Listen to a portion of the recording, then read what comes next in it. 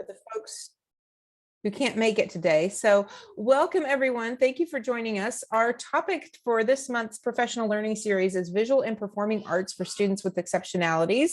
I'm really excited to see you here. I think you're going to learn a lot this afternoon, and we will have time for questions at the end. So jot your questions down, add them in the chat, and be ready to ask whatever's on your mind at the end of the presentation. Just a little bit before we get started, I'm Elizabeth Mon. If I haven't met you, I'm the Director of Fine Arts at the Oklahoma State Department of Education. My contact information is there on the screen. Certainly feel free to email, call anytime, or reach out on social media. And that is the link to the slides. And I am also putting that in the chat so you can get to all the information and the links later on whenever you need them. Just a little update from me before we get started with our presenters today. We have the 2023 Fine Arts Standards ready to go to the State Board of Education. We have done a light revision to the standards. Some of you might be aware that we just revised standards in 2020, and our textbook adoption cycle changed and some subjects got shuffled, and we were shuffled. So our revision became a little sooner than what we thought it would. So this revision cycle was pretty light for dance, drama, theater, music, and visual arts, but we have added media arts. So that's a brand new fine arts subject that we will have standards for. There are not a lot of states that have media arts standards. And part of the reason why we're pushing for that and wanting to get those going is because you may have noticed we have a film community that is really starting to grow across our state, and there's more and more interest in having students take courses in audiovisual production, animation, all those different kinds of things. So that will be a really exciting development for the fine arts family in Oklahoma. The standards will go to the State Board of Education very soon. I'm hoping it will be this month's meeting. I think we have the green light for that to be on the agenda, but if not, we will be on the March agenda for the State Board. And if approved, then the standards will go to the legislature. So I will keep you posted through the Fine Arts newsletter as to the status of the standards and what's going on there. But hopefully they will be approved soon. So we are going to move on to our presenters today. Very, very excited to welcome both Professor Julianne Dorff and Dr. Alice Hamill. I knew Dr. Hamill from her many presentations in the music ed community. I'm a former music teacher, but I wasn't sure if there was someone out there who did what Dr. Hamill does for art. And then one day in my endless Googling, I ran onto an organization called DARTS, and you'll see a link to it at the end of the presentation here. And they, from what I could tell there, it seemed like they do some wonderful things for students with exceptionalities and access to the arts. And that's how I found Julianne Dorff. So I'm really excited for what they have to share, and you should really check out that organization at the end if you'd like to know more, and I will let them take it away. Okay. Hi, I am Julie Dorff. I am at Kent State, and I'm in the visual arts and arts education. And first of all, thank you very much, Elizabeth, for having us. It's exciting to be in Oklahoma, if only in a little box. I want to start and just kind of take us back a little bit. We could move to the next slide. I'm going to be talking about collaboration this afternoon. I think that we need to acknowledge the fact that if we were honest, what we have all experienced for the last couple of years, if I had talked to you before COVID and I asked you if you could really push and work harder and longer, we would all have answered, "You're out of your mind. I'm really overloaded as it is." But here we are, and we are all doing it, and we are working so much more with a greater time commitment in our teaching than I think ever before. And so I think when I offer collaboration, the first thing that will come to your mind is that this is something I'm going to have to do, and it's going to be extra work. I just want to tell you that it does require a bit of a time commitment, but the fact of the matter is we're going to work smarter, not harder. That's precisely the gift that we get when we collaborate with our peers. I hope today to offer you a little bit of some ways and strategies to do this, and to provide some resources that should give you the opportunity to get the support you need to make it happen. The life of an arts educator can often be a lonely one. It's not unusual for us to be the only arts teacher of our specialty in the building. We also know how much we gain from talking to and thinking through problems with others. This is collaboration, and it plays a vital role in educating all children. And it is particularly important when addressing the needs of students with exceptionalities. As arts educators, we were identified early on in the inclusion movement as the inclusion pioneers. And I'm sure some of you were there at the beginning. We welcomed all children to our classrooms. That said, many of us had received little or no training on the strategies and skills required to meet the needs of all students. While this is changing and pre-service education programs offer more in this area, no one can come out of any arts program, education program, with all the information that they need to successfully navigate the challenges we face. And that's where collaboration is the answer. I'm going to talk tonight about 5 key school constituents. We move to the next slide. First one is our students, intervention specialists and special educators, paraeducators, our families, and then colleagues. We're going to look at each of these and see what can be gained from this interaction. The first one might have surprised you, our students. Next slide. As individuals with disabilities began to fight for their rights, they developed a slogan that we need to keep in the forefront of our minds as we work. Nothing about us without us. We have to listen to our students and give them a voice in their education. Now, I am not naive, and I know you may and probably do have students who are not able to tell you what they need or how best they learn. But this is a small percentage of our students. For these students, we need to collaborate with other professionals in the building.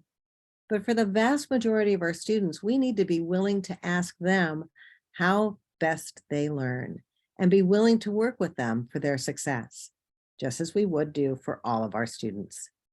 A student who uses a simple machine to signal yes or no has the capacity in the visual arts room to inform us of their preference of materials or colors.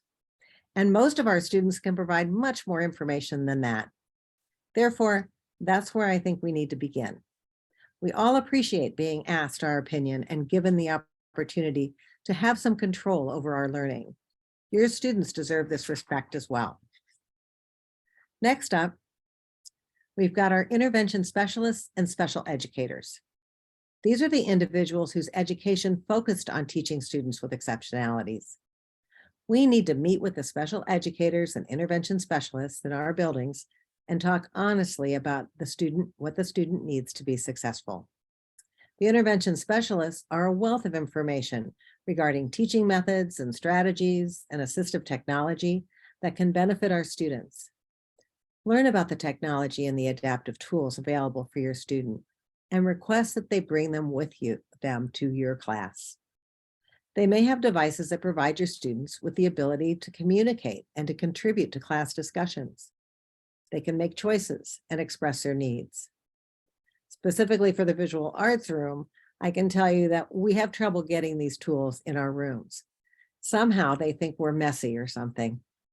That's kind of our nature. And some educators are very reluctant to send an expensive piece of equipment into our rooms for fear of it being damaged. Address this concern and consider ways to mitigate it. Often, something as simple as placing a device in a clear plastic bag with a closure, and the concern can be solved. Remember also that these are the individuals who prepare the IEP for your student, the Individualized Education Program. The IEP has valuable information that we need. Present in the IEPs are something called evidence-based practices. These are strategies that have shown success through research and that have been determined to be appropriate for use for each student. If all educators use these practices, the student can benefit from this consistent approach. The IEP will also include specific goals for the student. For example, if writing their name is a goal, we need to be aware of this so we can reinforce this in our class.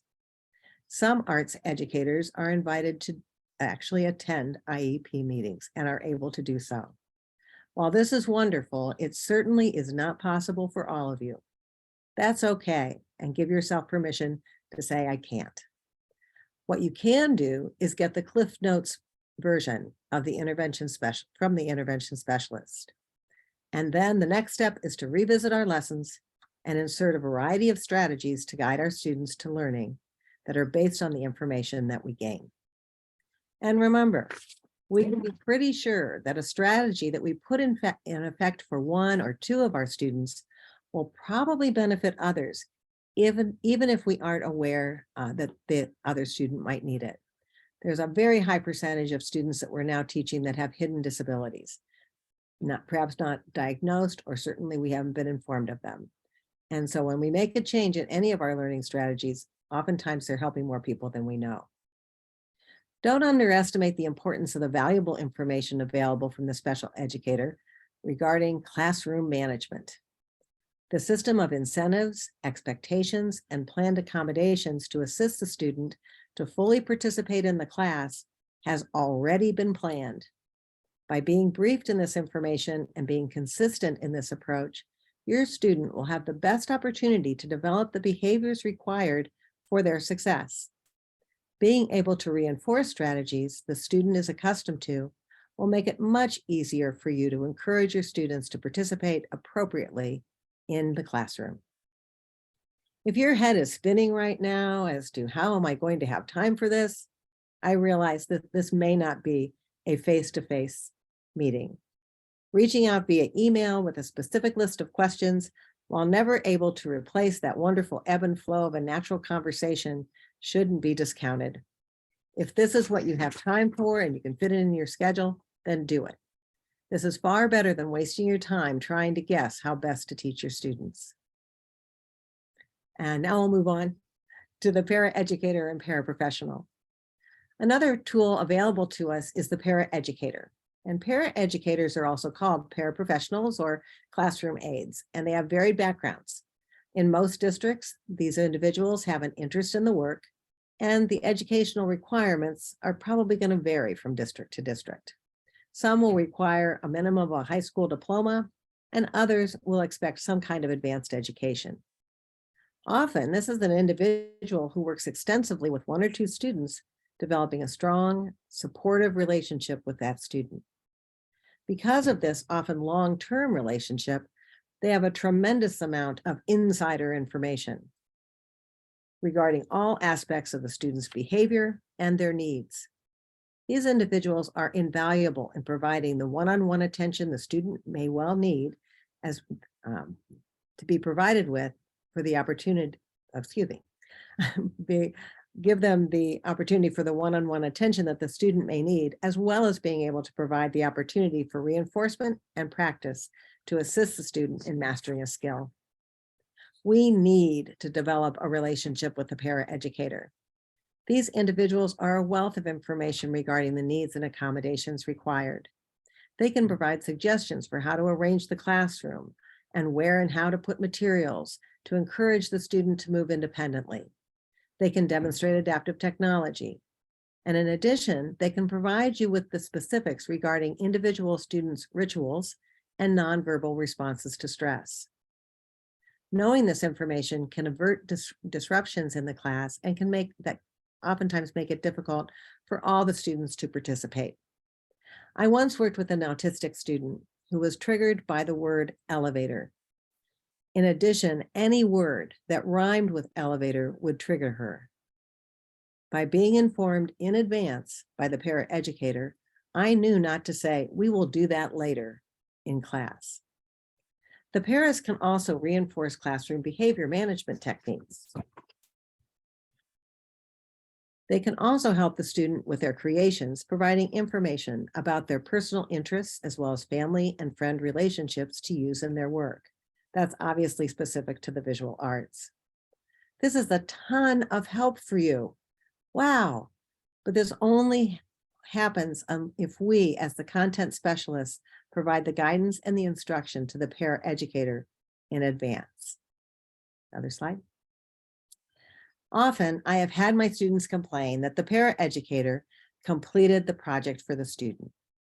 When questioned about this, the student most often has to admit that their expectations were not clearly addressed to the para on the front side. And I think we're a slide behind. Thank you very much. Given no information, the para, like any caring adult, will do what is necessary to make sure that the student succeeds and interpret that to be a completed paper, even if that's not how you're measuring success, because you have not provided them with the information needed for them to do their job. Again, communication becomes really essential. The paraeducator needs to know just what you expect. Something as simple as providing a lesson plan to the paraeducator with notes regarding the expectations for the student in their care will go a long way in assisting the paraeducator to successfully fulfill their responsibilities. It may be that you just want them to assist the student to keep focused on the class activities, and they simply need to redirect if the student is distracted. Make it clear that you want to integrate the student in your class. Often we isolate a student by placing them in the corner where they can sit with their paraeducator rather than their peers. Is this really necessary? Make this a conscious decision. Could they sit with their classmates to facilitate the building of relationships and real learning among their peers? And next slide. Encourage the paraeducator to use fading support. And that just simply means that as a student becomes more comfortable in the classroom or with the materials, the paraeducator pulls back on their support over time. Perhaps they're sitting with the student at the beginning, but they slowly move away from the space and allow the student to operate on their own. Let the paraeducator know that you want the student to experiment with the materials. Again, this is particularly important in the visual arts classroom. Let them know that you realize that their work might be messy and the result may not look like a traditional use of the materials. Remind them that the student's work is going to look different than their classmates. And heck, that's okay. Make it clear that what matters is that the marks on the paper are the student's marks. One of my students had a sister with profound disabilities. One day she had come home from school, and she had found her mom in the kitchen, standing there in tears. She asked her mom what had happened. Naturally, she was fearing for the worst. Her mother responded by pointing at the refrigerator. And as we all know, if we're an art teacher, the refrigerator is the museum of the home. And as she was pointing, she pointed to this work that had been created that day by her sister. Her sister was 19 years old, and it was the first time that she had ever come home from school with a paper that she had clearly made herself. No corner sun, no stick figures, just deliberate marks made on the paper. The mother's tears were tears of joy. Every one of our students deserves the right to make their mark. Next slide. And don't forget to debrief. Oftentimes, that might be, in our case, while the students are cleaning up. Speak to them one-on-one. Provide them with feedback regarding how the lesson went, and thank them for the help that they provided. And equally important, listen to what they have to say, because they can provide you with a great deal of information from their perspective. Next slide. Next slide. Thanks. The family. If possible, getting to know the family. Oops, sorry, back one. Get to know the family. Getting to know the family can also provide you with a lot of information about your student. They've worked with their child since birth. We know the value of cultivating relationships with our student families, and naturally it is no different when a child has an exceptionality.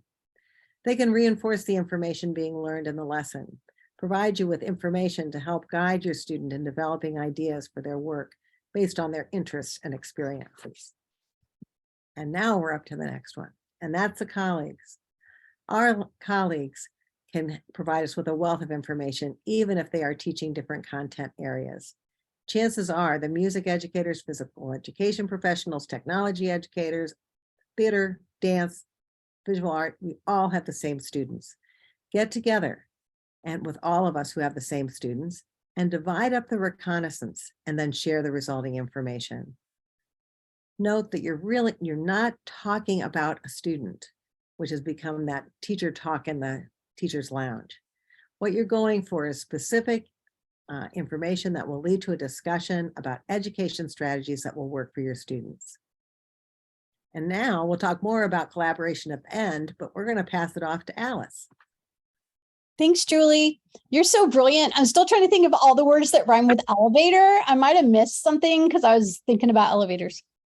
Also, Julie knows that I legit failed 6th grade art. So I'm still working through that trauma. Decided to be a music teacher. I'll try to do both. You don't want me to sing. Oh, you can. Okay, so adaptations are for students who are going to be able to meet your objective. They just need some help.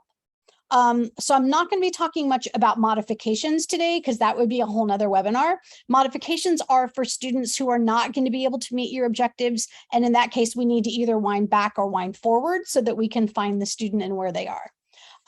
So these adaptation principles, this is a heuristic that I created. I have this at the bottom of every single one of my lesson plans. And for every lesson, I think about how I can adapt for size, color, pacing, and then within modality, visual, oral, and kinesthetic. And what I know since piloting this and then having lots and lots of students all over the country do it is that it really works. One thing it does is it helps remind you to use a lot of varied methods and materials when you're teaching to help give all of your class the opportunity to successfully access what it is that you're teaching that day. So where you're going with your objectives. So the first one is size. One of the things I do is I remove all extraneous materials from the page. So for example, if you're doing an art project and it came out of a book, right? And it has all the steps, and sometimes it includes like pictures or drawings or other arty things, you know, like Julie had beautiful slides and I don't, right? Things like that. But for people with disabilities, sometimes it's just too much information on the slide, right? Or too much on the paper, too much on the Promethean board, too much on whatever it is you have, right? So I try to just bare bones it because it helps students focus in on exactly what it is you want them to learn. So I create larger spaces, for example, in music for a staff, because in elementary school, right, we can have those ginormous staffs on the floor, either with like painter's tape or something, and we can walk between the lines and the spaces. But then as kids proceed through school, staffs get smaller and smaller, right? Just as the difficulty of the music increases, which makes it just seems to be an inverse principle to me, right? Why wouldn't we make it bigger when there's no more notes on the page? But we don't. So sometimes you just need to blow up. I know we're not supposed to say that anymore, but anyway, sometimes we make the images bigger so that students can see it, right? So if we've got directions or even pictures of a project or something that we're making in art, so maybe make that as large as possible so that students can see it. And this isn't necessarily equate to something like a student who has difficulty with vision. It's the way the brain works, right? The way cognition works is some people need to have those larger images. Using a bold font, sometimes just taking I love Calibri. I'm a Calibri girl, fight me, but it's my favorite font. So taking that and bolding it and making it bigger, right, can help students go, oh, and all of a sudden they get it because they're kids. They don't know that other people can see this and they can't, or they just end up feeling like they're not very smart when really it's just the way their visual perception works. They can't see it. I often cover material not necessary. Oh, Regina, Ariel. All right. See me out back, Regina. All right. So it says cover musical material not necessary at the moment. So sometimes students just get overloaded. So if we are learning a new piece of music, I might have sometimes what I do is I'll take cardstock and I'll cut space in there that's just the same size as the music or the lyrics that we're working on. And we all slide together from line to line, and we cover the stuff that we're not worried about right now. If we're introducing an art project, right, maybe don't list all the steps, just have one step on the slide, right, or show them one step and then move from there once they've had a chance to access that. Oh, and I want to say too, the same as Julie was talking about how we want to make sure that every kid in the room has access to all the adaptations. Otherwise, what we end up doing is we end up othering kids with disabilities. Right. So we'd say, oh, okay, Julie, here's your bolded font, right? We wouldn't want, I mean, Julie's not coming back to art, which is a shame because Julie's a brilliant artist, right? So we want to make sure that whatever we do, everybody has access to it. What happens in the beginning, it's hilarious, is all the kids want whatever the new adaptation is because it's cool, it's a fun toy. And then as time goes on, the kids that don't really need that, they start seeing it as just an extra step and they don't use it anymore. They don't pick it up anymore. But the kids who really need it will keep using it. But we've made it so it's for everyone. So the kids who use it don't need to feel othered. I often will project things on a big projector, right? Project their part. Kids can then come up and stand near it, right? To track, like for tracking measures, right? A kid can do that on an enlarged board. And I always use simple font with no directions. Regina says Arial, I say Calibri, it's fine. All right, color. Color is very powerful. I use a lot of colored transparencies. I used to make them by buying those little plastic pieces and filling a thing in Word with the color. And then my brilliant friend Susan one day said to me, isn't this just like those plastic dividers in notebooks? I was like, yeah, girl. Yep. Also much cheaper. So those plastic dividers, right? And you use it to find the next section. It's that colored plastic. You can take that and lay it over something that's black and white. And what it does is it softens the distinction between the black and white. They're the most difficult colors. I guess what they're the easiest colors basically to distinguish, but they're the most difficult for the eyes to match because the rods and cones have to line up exactly right for you to be able to see it. That's why your eyes get tired sometimes if you've been reading a lot and it just kind of gets blurry. I mean, you could put a colored transparency over your reading, or you could just close the book. Anyway, I usually just close the book. So you can place those transparencies over them and it helps soften that distinction between the black and white. And often kids can just use it and it's fine. And they can see all of it. It's very exciting. And then I sometimes will cut strips for students to use in tracking, right? When they're reading material or following things, or if you're a choral director, and all of a sudden there's all these parts, right? And the words are the same, but the notes change, and octaves are a whole like snack and a half basically to learn how to deal with.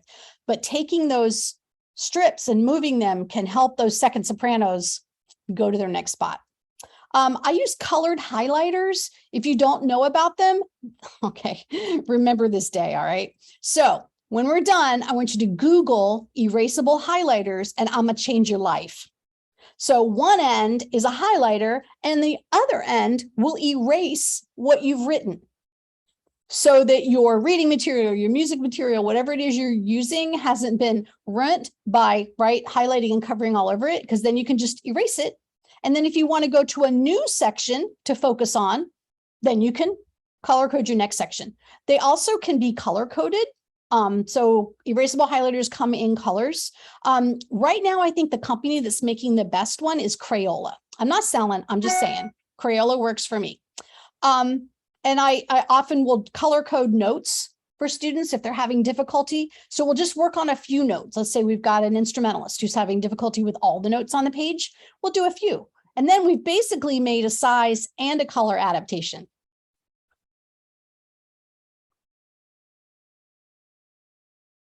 Pacing. When I talk about pacing in this context, I don't mean your pacing as a teacher. I mean the pacing of the information that you're asking a student to learn and retain.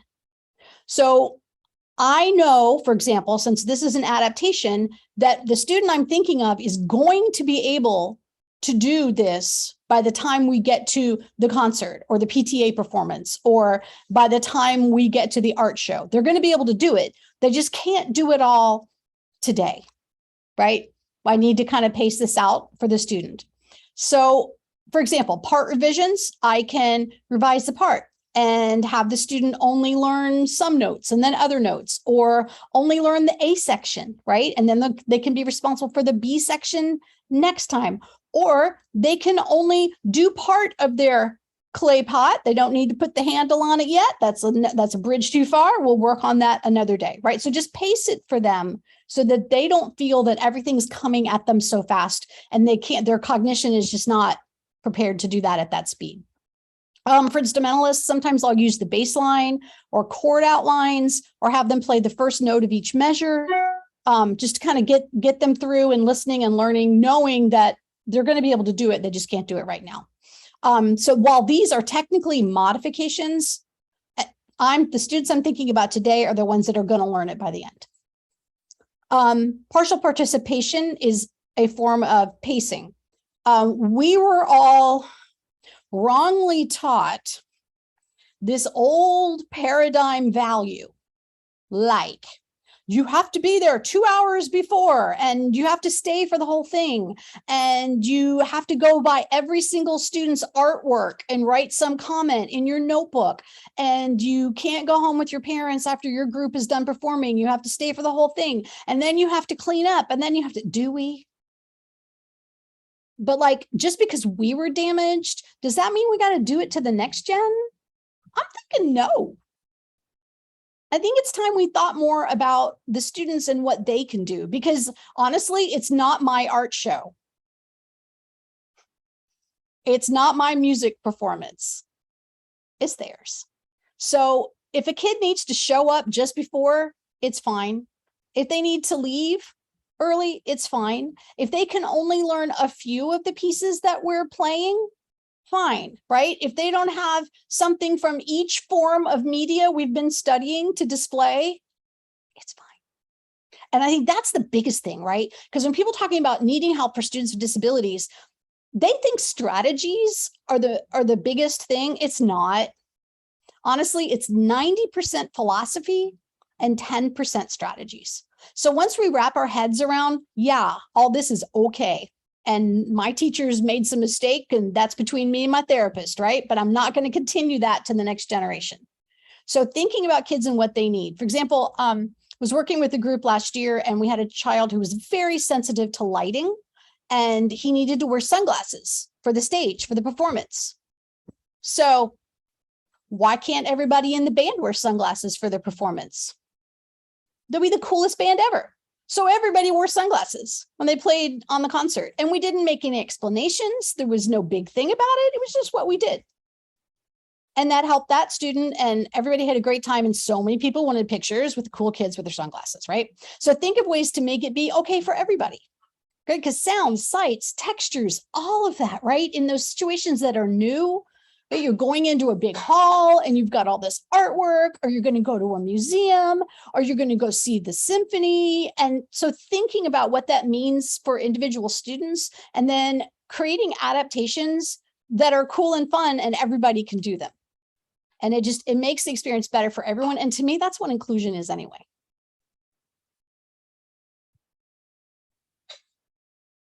I often begin with a blank score when I'm starting a new piece of music. And I will only put on that music what we're doing today.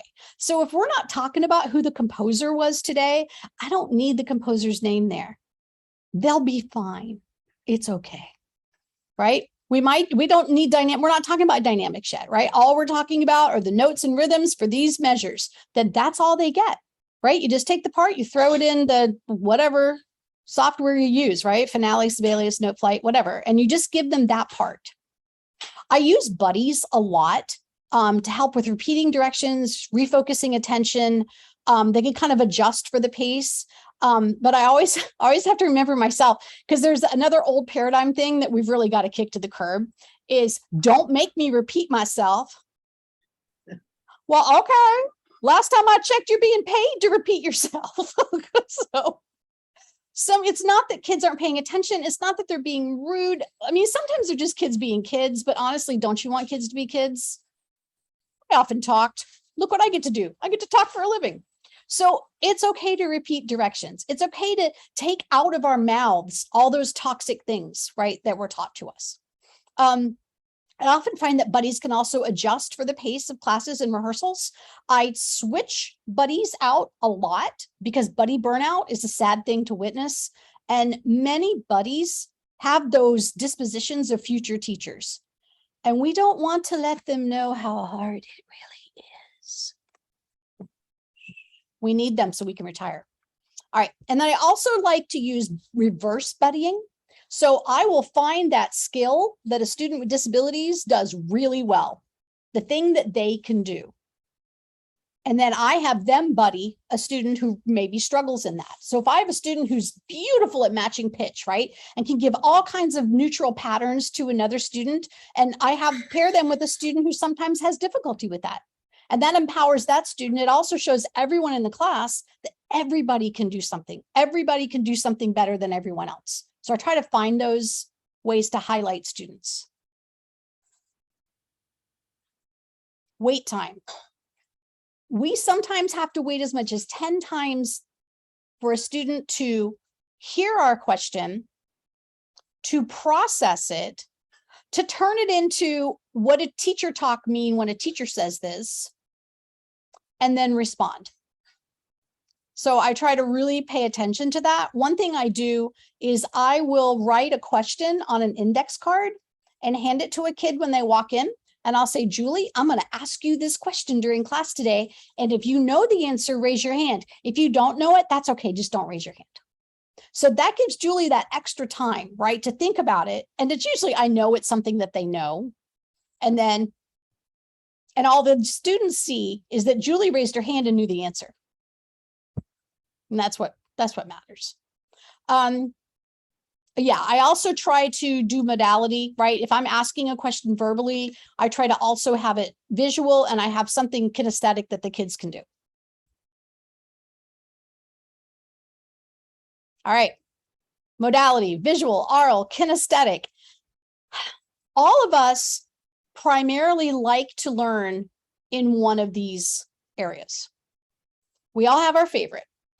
However, everybody on this call, somebody could drop information that is only visual, only oral, or only kinesthetic, and we would get it because our brains are real malleable that way. We've got it. Some of the students we teach do not got it in all three of these modalities. Some students we teach can only learn in one way. Unfortunately, they do not have that one way Sharpied on their foreheads when they walk in the classroom. It would be super convenient for us, though, wouldn't it? So we need to make sure that we introduce, we practice, and we assess. That's the other thing, assess in each of these ways, visually, orally, and kinesthetically. And some of these are easier to represent in art. Some of them are easier to represent in music. So it's our job to figure out how might we do this visually? How might we do it orally? And how could we do it kinesthetically to make sure that our students have those opportunities to access our objectives? So I do a lot with 3D things. So I make 2D and abstract concepts into 3D concepts so that kids can feel things. They can feel the texture on the page, right? They can feel when we put the yarn there. They can feel when we've got that puffy paint. They can, feel that kinesthetically. I do a lot of movement activities for tempo, style, dynamics, and genre, so the kids can move their bodies and feel in those ways. Hey, I wonder what purple moves like. That would be fun. Tracking measures, right? Like we did before. So we've got that kinesthetic. And having students practice while they're listening to a recording so they can hear what's happening and they see what's happening and they can move to what's happening. All right. Notes, rhythm, solfege, dynamic, artistic markings can all be three-dimensional objects, right? You can take some foam. Oh, go visit your art teacher and ask, right? How can I have I want this, show it as right? How can I make this a 3D thing so a kid can hold it in their hands? Picture schedules are very helpful visuals for students with disabilities. Everybody on this Zoom, everybody in the whole world falls under the same behavioral principle, which is, how long do I have to be good before I get what I want? And what's the answer? Well, today it is 5 o'clock Oklahoma time. We all know we're supposed to be good until 5. But kids with disabilities often don't tell time as well as we do, and they don't have our lesson plan in their heads. And all they feel like is that this teacher is just, right? Just give me the clay, lady. I'm ready to go. So having a picture schedule that shows what we're going to do today. And I often put a preferred activity toward the end because that helps kids hang on to the be good so they can do the thing that they really want to do. Picture schedules, sometimes I'll even take pictures of a particular child doing what I want them to do. And they're just the example person. So I might have a picture of Elizabeth and look at Elizabeth sitting on her sit spot. Exactly right. That's beautiful, Elizabeth. Or I might show Rachel. Look at Rachel going to those barred instruments. Yeah, Rachel, way to follow procedures, right? Those kinds of things. And you have those so the students can kind of know what's coming next. And I try to use modality in quizzes, performance tests, other things, right? I let kids let me know how they want me to know what they know. Whew, I've been waiting all day to say that. All right. So I said, do you want to show me? Do you want to tell me? Or do you want to move how it goes? And it's amazing the answers that I get and how creative they can be when they can demonstrate what they know in the way that makes most sense to them.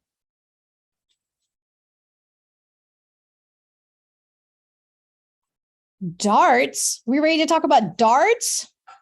Well, Julie and I have both been president of Darts, and it is a fantastic little group. It's super supportive. We are one of 18 divisions in the Council for Exceptional Children.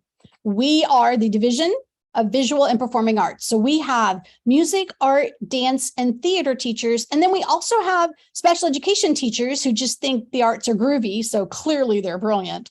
But yeah, we have presentations that we do at the National Council for Exceptional Children Conference, which I think sometimes there's like maybe 5,000 people at their conference. The next one's going to be in Louisville in March. And I love darts. And now Julie's going to talk about why she loves darts and what she'll be so much better than me. She's so smart. Also, she was president before me. All right, Julie. Tough act to follow. That's all I got to say. There's a reason I went first. The one thing I want to make clear is that CECS, the Council for Exceptional Children, is the organization that if you were a special education major when you were in college, they would have encouraged you to join, just as they encouraged, we encourage all of our students to become part of the National Art Education Association or the National Music Education Association. This is all the special educators. And actually, we go way back, Alice and I, back in 2012, when we decided we needed a home for arts educators to be able to get together with special educators, basically the capstone of collaboration. And they let us start having a place where we could put our submit our proposals for presentations that would be reviewed by art people. That was a really big deal when CEC did that. And then eventually they realized that they really needed the arts educators there because that's the way it works best. And consequently, we were able to have Darts start in 2016. And it is a wonderful community. What you see on the screen, obviously there's the link. And I am not a technological person, but I am so excited because I created this QR code and it will work and it will send you to our website, which is very cool. And you will find a lot of resources there that may be very, very helpful for you, including our journal we really try and keep very practitioner based. So most of the information there is really designed for the practicing educator. I will mention, I don't think we've got a couple others. I don't think we added the other slides. One of the handouts that I'm going to be attaching to the chat is a list of resources, and you will find the Darts information on there. You'll also find organizations such as currently named Special Needs and Art Education, although we're changing the name to ACE, Art in Special Education. And that's a interest group within the National Art Education Association. And on that Facebook page, you don't even have to become a member. But on that Facebook page, we have now close to 4,000 members from around the world. So if you're having a problem in your art classroom and you need an answer now, you can post there and you will get responses from all sorts of people with wonderful solutions. There's also under the file section of that, a lot of material, lesson plans, adaptive tool packets, all sorts of information specifically for the visual arts classroom. And I betcha there's the same thing at the National Music Education Association. You want to talk about it, Alice? I'll pass it back to you. Yeah, NAFME does not have nearly as organized an effort as NAEA. We do have a really strong SHRIG called Children with Exceptionalities. So if you go and Googleize NAFME Children with Exceptionalities, you'll get to that website. And there's a lot of really great resources in there. One of the things I like the best is it's a whole long list of apps that are great in music for kids with disabilities. But also you have my contact and Julie's contact. And we both are blessed with being slightly compulsive. So if you email us with needing some help, we will get right back to you. My turnaround time is like 24 hours, or you might need to do a welfare check on me. But like, I mean, Julie has hobbies. She's a much better, well-rounded person. She's got grandchildren and stuff. I have no hobbies. I have never done a Sudoku, and I'm not even sure what Wordle is. So just send me an email, whether it be art or music, and I'd be happy to help you as best I can.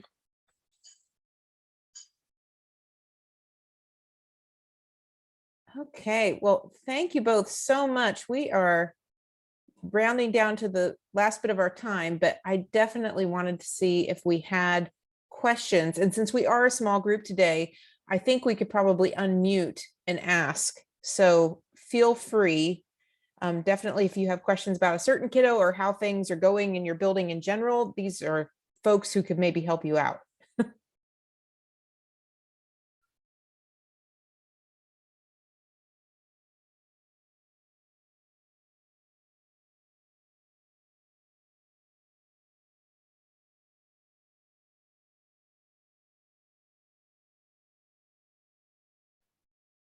I have a question for some of the folks on this call on their behalf. We have a few folks here that are teaching artists.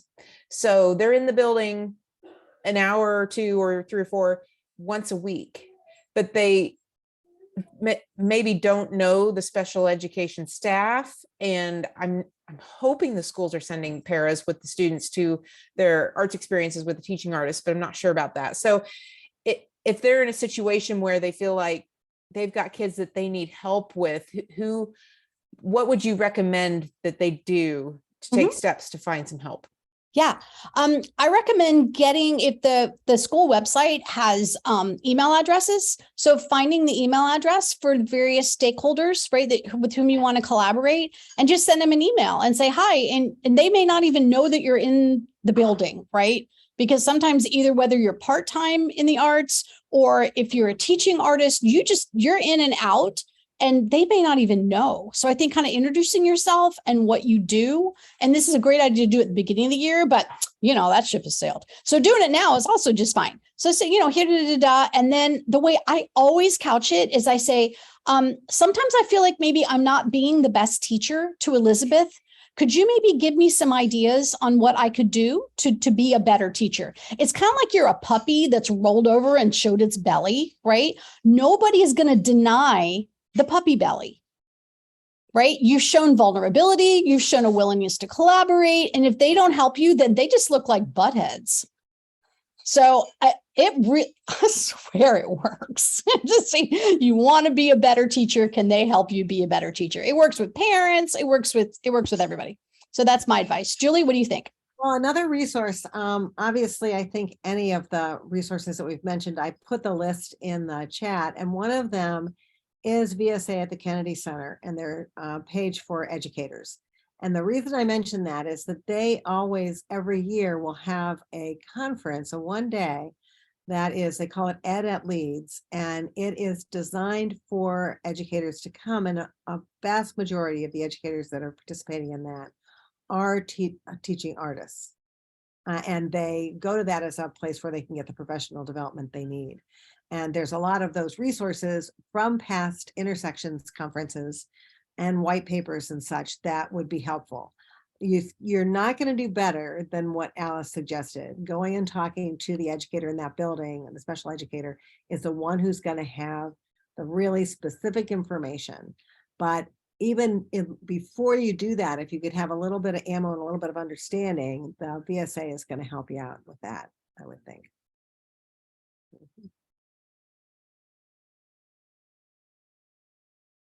I'm just curious, is show of hands or whatever, little rubber Zoom hands, how many are visual artists? Yay!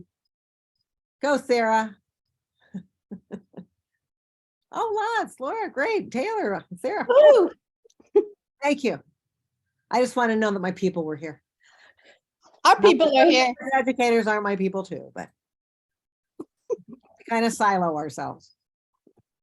Yeah, we're trying to stop that siloing. That's another old paradigm thing, right? We're trying to.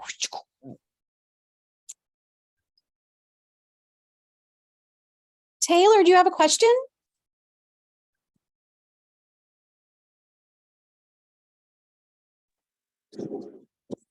Oh, sorry. No, hand is up because I'm a visual artist. Oh, hi, Taylor. Oh, wait, back to you. Hello. Good news. Thank you. And I will say, I want to thank Regina. She was the affirmations through the whole thing was great. Going through the chat. Regina's definitely invited to my birthday party. Very Yes. good. Yeah. Appreciate No, it. I really appreciate you all speaking with us today. It really was sort of affirming for me. And so I appreciate you taking the time. And I believe, Julianne, I've seen you at NAEA during sessions before on maybe physical layout. So for the Oh, visual art room. So I did I that last year. appreciate getting the opportunity to hear you speak again. oh, very fun. Oh, I So know. She's brilliant. there's all- Yep. Yeah. Yeah. Cool. Okay, well, keep thinking about questions. If you have them, we can definitely jump back to them. But I wanted to share one more thing here before we go. If you're interested, we do have one more meeting for the year in April. We're skipping March because spring break and all of that will be happening. So our last meeting, I called it Alfine, and my leadership said, "What is this?" And if you're a music person, you know what it is. But I was like, "Oh yeah, you don't understand." This is the end. So the end on April 3rd from 4 to 5 p.m. We will get together again on Zoom. We're going to take a bit of a deep dive into Oklahoma arts education data. We have a data project dashboard that some of you might have seen, and I've learned some new tricks and tips on how to find districts and look at your data and look at what classes you're offering and what students are being served, et cetera, and kind of analyze that and do comparisons. So I'm going to take you through that and show you how to do it, because I know the dashboard itself is not very user-friendly in a lot of ways. It is not intuitive. It is not helpful for anyone with exceptionalities. So if you're curious about that, be sure to join us. And then I will also be sharing some summer professional development options. We have a lot of things going on now that COVID has somewhat subsided and we're getting back into the groove of things. So I'll have some different folks sharing their plans at our universities and different arts groups across the state of PD. And then also our grant opportunities. A lot of our grants, the window opens for applications in the summer. So I want to give you a heads up on that so that you have a good head start before the school year begins next year. So with that, do we have any other questions? Yeah, there are very few pretty buttons on that site. I know we did the arts and data project too. And I had people explain it to me. It's pretty, yeah, but it's fascinating when you get to actually look at all the data. Yeah, that'll be fun. Yes, yeah. Okay, well, everyone has contact information for Dr. Hamill and Professor Dorff. And there's a link to the slides again, in case you missed it. Be sure to copy that down. I will share out this recording and the slides, hopefully in the next week or so, as soon as we get it up on YouTube. So if you know anyone who missed the session today, I know we had a lot of people registered. I imagine with the snow days that people just spaced and completely forgot that this was happening, but that's okay. We can catch them up over the recording. So let folks know that that will be happening. And I hope to see some of you in April. And thank you so much, Dr. Hamill and Professor Dorff, for Thank you joining for us today. asking us. It was fun. We've been Yes. working together. Good to see y'all. Thank you so much, everyone. Coming. Hey.